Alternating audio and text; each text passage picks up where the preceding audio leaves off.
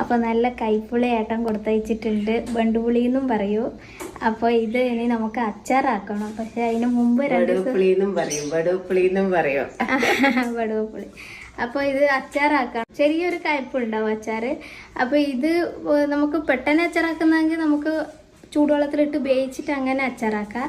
അപ്പോൾ ഇത് നമ്മൾ 2-3 ദിവസം ഉപ്പിലിട്ട് വെച്ചിട്ട് പിന്നെ അച്ചാറാക്കുന്നുള്ളൂ. അപ്പോൾ നമുക്ക് ആദ്യം ഉപ്പിലിട്ട് വെക്കാം.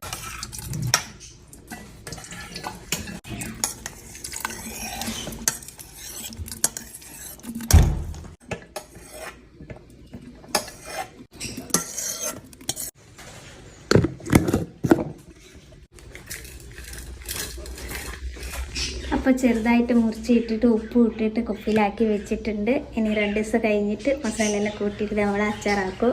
അപ്പോൾ ഇങ്ങനെ അല്ലാണ്ട് വേറെ തരത്തിൽ അങ്ങനെ അച്ചാറാക്കുന്നുണ്ടെങ്കിൽ പറഞ്ഞു തരണേ.